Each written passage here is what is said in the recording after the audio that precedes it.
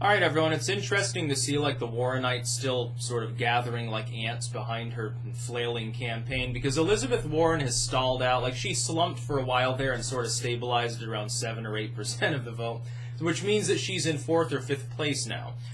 The thing is, for Elizabeth Warren, the way she has groomed herself, and the article, link in the description, archived, of course, it is kind of right. She is sort of like the Hillary Clinton that never was.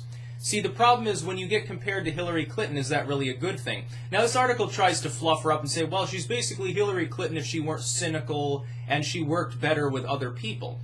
But at the same time, she has her own unique form of baggage, which is that she's managed to alienate one of the critical far-left voting blocs, which is the Native American community. Can you imagine if Elizabeth Warren became the candidate and she's going to campaign in a place like New Mexico, which is more blue these days, Arizona, which the Democrats really want to target, even though I think that's a lost cause, Utah maybe, places like that. Certainly in Texas, where in the western side of Texas you do have, many hundreds of thousands of people of Native ancestry. I don't think that lying about having Native ancestry and putting like shitty recipes in a powwow chow book from '77 is going to do well with those particular voting blocs. See, I can see a situation in which the Southwest, which is really where the Democrats' power is growing, in the Rust Belt it's on the decline. In the Mid-Atlantic, well, it's sort of state to state.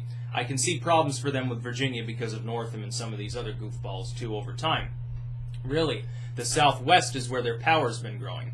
New Mexico, swing state, 4 elections ago, now it's leans blue. Arizona used to be solid red, now it just leans red. Colorado has gone more blue as well. I know it's not kind of Southwest, but it's close enough. Demographically, Nevada, certainly, some of these states, in Utah, they've become more blue over time. Now, they have relatively fewer electoral votes than the Rust Belt states, but at the same time, they do have growing populations. The Rust Belt, not so much. So demographically, if the Democrats could do well in the Rust Belt, it'd be really good for them. They could sweep the elections for a few cycles until there's another paradigm shift. Instead, if they had a Warren, they would threaten the loss of that too. You would see a second collapse of the Democratic Party.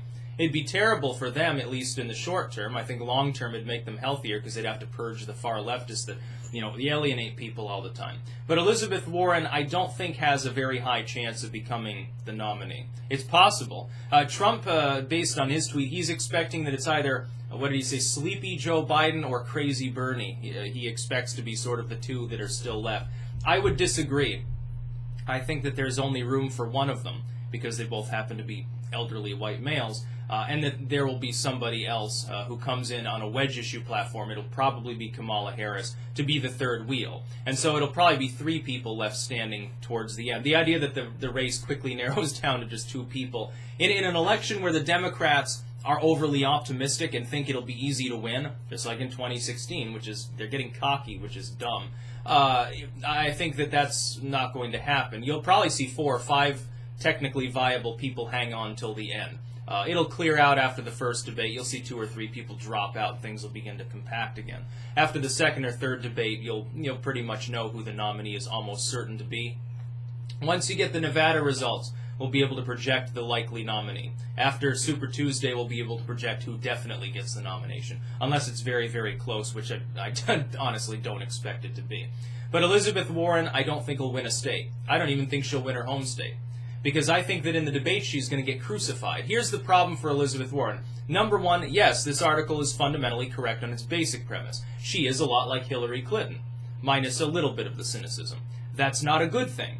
To remind people of Hillary Clinton, do you honestly think that that's a strength in an election so close after Hillary's spectacular failure? I don't think so. Basically, her 5 to 7% of the voters that are energized about an Elizabeth Warren run are just the dedicated feminist voters. That's really her only. She doesn't have any further coalition. You look at who people are putting together. With Joe Biden, he's got the business Democrats, he's got sort of the mainline liberals nostalgic for Obama, and he's got some of the people that they might be on the left, but they're afraid of like the progressive bloc or something. That's his coalition, at least right now. Sanders has all of the far left voters that are not feminists or obsessed with wedge issues. That is strictly economic socialists.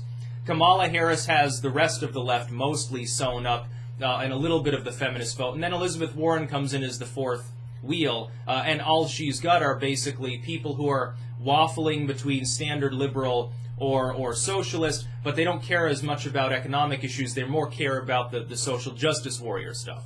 That's her voting bloc. And then you have Beto, who has his own cult of personality, and I guess Buttigieg now, and that basically rounds them out. Anybody else at this point is looking less and less viable by the day. Some people are like, well, Tulsi is going to have a resurgence now because of Trump and his Yemen comments. Possible, but the problem is they never include her in the polls. See, they shafted her, in all honesty. I wouldn't vote for her, I wouldn't support her because I see through the cult of personality bullshit she weaves around herself, but in all honesty, she is being shafted. It's just like Sanders. Sanders was shafted by the Democratic Party in 2016, but the fact that he was being treated unfairly and cheated doesn't mean I would have voted for him in a fair race. No, I wouldn't have supported the dude at all. A person can be mistreated while being someone you wouldn't yourself support. It is possible. It's not a dichotomous situation. Oh, the poor dude, I've got to support him now. No, it's a shitty way of thinking. But as far as Elizabeth Warren goes, her chances are remote. She's never really built up any steam.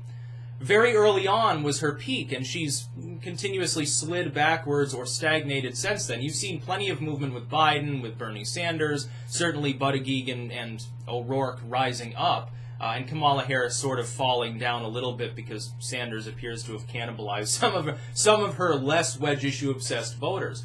Plenty of movement with them, but with Elizabeth Warren, it's just like, how are you, what are you trying to do, dude? And also, you got to keep in mind the states that these people are from. It does matter. Elizabeth Warren is from a far blue state. Normally, people enjoy a significant advantage in the state that they're from. Trump's total in New York was higher than it would have otherwise been if he had been from Oklahoma or something like that. The fact that he's a Republican from a blue state is a net gain for him. If you have a Democrat from Massachusetts, it doesn't help them. Their name recognition in their home state doesn't really help. This is a problem for even people like Gillibrand or something. One of the notable opposites for that would be Beto O'Rourke, Robert Francis, being from Texas, being at least marginally well-liked there. Now I think he would alienate the state with his open borders rhetoric and his evangelical shtick. By the way, did you see Gillibrand pretending to, I think it was Gillibrand pretending to be an evangelical at like that black church, and it was like really cringy. She's like, Lordy Lord.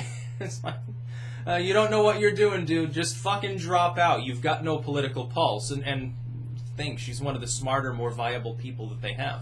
It seems like other than Joe Biden, all of the fiscally sane people are down at the bottom.